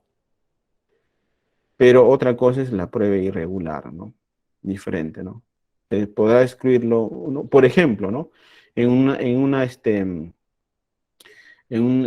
diligencia de reconocimiento de personas. El código que dice, te establece ciertos estándares, ¿no? En rueda, con ciertas características. ¿Y qué pasa si tú vas y sacas fotos de la ficha de la ley como comúnmente se hace, o se hacía, ¿no? No sé si ahora se sigue haciendo, ¿no? Dice, reconozca, te ponen 20 fotos en blanco y negro, ¿no? Y justo dice, él es, y está su nombre ahí, ¿no? Entonces le dice, y esta es la persona. ¿Eso valdrá? Ahí te dice el código procesal. Eso para mí es prueba irregular, ¿no? Pero eso se excluye, eso no sirve, pero la puedes volver a hacer, a diferencia, ¿no? Lo demás que se han actuado, eso no pierde su validez. Esta la vas a subsanar, ¿no? El código ahí te habla, ¿no? Que lo podrías subsanar, volver a desarrollar, ¿no? La última pregunta viene de parte de la doctora Carmen Inés González González y se lee así: durante la investigación preliminar, se recabó la testimonial que corroboraba la imputación de la víctima y otra testimonial, amigo de la víctima. Se corroboró esta información durante la preparatoria. Durante la preparatoria se corroboró ello. Acusamos y en juicio cambió su versión. ¿Qué hacer? ¿Lo tratamos como testigo hostil? ¿Se justificó puerilmente? ¿Qué más podemos hacer? Depende de nuestras capacidades, ¿no? Claro, normalmente a veces pasan, cambian la versión. ¿Por qué? Por muchos factores, pues, externos, ¿no? Porque a veces la víctima, por miedo, por ejemplo, por las consecuencias que pueden pasar, o tal vez por la cercanía, por pena, puede cambiar su versión, o por dinero, etcétera, etcétera, ¿no? Entonces, en este caso, dependiendo de la gravedad, de la, digamos, entre comillas, de la terquedad del testigo, ¿no? De cambiar su versión, yo lo tomaría como testigo hostil. Y lo que haría, invierto los papeles, pues. Ya no haría preguntas directas. ¿Qué cosa haría? Preguntas sugestivas. Agarraría su declaración previa y utilizaría esa técnica invirtiendo, ¿no? Pasaría y diría, señor juez, ¿qué autorización para darle tratamiento a este testigo como testigo hostil? Y voy a hacer uso de sus declaraciones previas, donde me dice, me afirma efectivamente qué pasó, y con eso hemos acusado. Y efectivamente, ¿no? Invertiría, ¿no? ¿Es cierto de lo que usted, es cierto que usted declaró en la fiscalía? Sí, es cierto, correcto. Señor fiscal, pone a la vista, esta es tu declaración, sí, esta es tu declaración, correcto. ¿Es cierto que usted a la pregunta tal, usted respondió tal? ¿Es cierto? Y ahí te podrá decir, no, sí, entonces ahí te explicará, no, que ahora, que por qué, que cambié mi versión, etcétera, etcétera, ¿no? Doctor, si me permite, hice la pregunta. Sí, se Claro, hizo, la traté como testigo hostil, ¿no? Se hizo, se corroboró. Finalmente la jueza hasta le preguntó al final, porque la jueza dijo, ¿a usted le han pagado? ¿No? No, no. Pero igual lo absolvió. Los absolvieron, mejor dicho. Y eso que eran unas lesiones gravísimas, ¿no? Que lo había hecho por pena, ¿no? A la víctima, pero que puerilmente fueron, sí, pues sí, le dije a la fiscal, pero ya, o sea, sí admitió que me dijo A y que ahora estaba diciendo B, ¿no? O sea, cambió, ¿no? La traté así, se corroboró, pero o sea, fue una gran desazón, la verdad, ¿no? O sea, la verdad porque fractura de los brazos, fractura en las piernas, fractura en la cabeza, que al final, ¿no? Una persona de esa naturaleza y traté de hacer lo mejor que pude, pero la verdad que es frustrante porque al final pues pierdes, ¿no? Se fue a la sala y la sala le confirmó le confirmó la sentencia, ¿no? Que por duda se absolvió, pues, ¿no? Entonces, pero yo digo a veces, ¿qué vas a hacer, no? Porque puede, sí, se hizo eso, lo que usted ha detallado, ¿no? Bueno, de seguro quizás me faltó más cosas, no sé, pero traté de hacerlo, ¿no? O en todo caso, ¿qué hacer más? ¿Y qué hacer, doctora? ¿Qué hago? ¿Le mando copias? ¿Qué hacer? No sé, ante esta circunstancia, ¿no? Va a depender también cómo van los otros medios probatorios, ¿no? Cómo se ha actuado y cómo va la línea de probanza en relación a ese tema. Obviamente los jueces si ven que solamente es eso y no hay más, efectivamente se van a inclinar por esa situación, ¿no? Pero ¿qué pasa si tienen esa declaración? Pero hay otros indicios, ¿no? Hay otros medios probatorios directos o indirectos. Entonces, lo que va a pasar, yo he visto, ¿no? He visto algunos muy buenos jueces que valoran, en el sentido que esta declaración no lo toman en cuenta y valoran la declaración, el papel, el documento, la declaración anterior. Pero obviamente lo tienes que introducir el dato oralmente, ¿no? También es porque si no lo introduces el dato, la información de esa declaración previa, a través de contradicciones, dice, si hay contradicción, ¿qué tienes que hacer? Vas a tener que leer, ¿no? Acá dijo tal señor juez y ahora está diciendo tal cosa. Allá, y obviamente, pero obviamente, eso sí, siempre tienen que tener mucho cuidado, ¿no? Muy buena pregunta, Carmen. Por eso a veces no nos percatamos, no tenemos mucho cuidado y sí puede pasar de que esa declaración, por ejemplo, no ha sido debidamente emplazada a los abogados y al momento de su incorporación, de su utilización, el abogado dice, a ver, señor fiscal, por su intermedio, señorita juez, quiero ver si esa declaración ha sido emplazada. Y si no ha sido emplazado válidamente, eso no sirve, no la puedes utilizar y hay que tener mucho cuidado, ¿no? Por eso es importante la investigación preliminar, investigación preparada, es importante, porque esa es la proyección más o menos de lo que tú puedes tener un resultado positivo o negativo en juicio oral. Muchas gracias. Joel. El doctor Joel Antonio Valverde Silva desea nuevamente realizar una consulta oralmente. Doctor Valverde, por favor. Muchas gracias. Doctor Avia, en el mismo tema, doctor, este es un caso de la vida real, pues, ¿no? No voy a decir la fiscalía en la que ha ocurrido, pero se ha valorado elementos de convicción trasladados, digamos, declaraciones testimoniales rendidas en un procedimiento administrativo y estas declaraciones han sido valoradas como, vamos a ponerle así, elementos de descargo.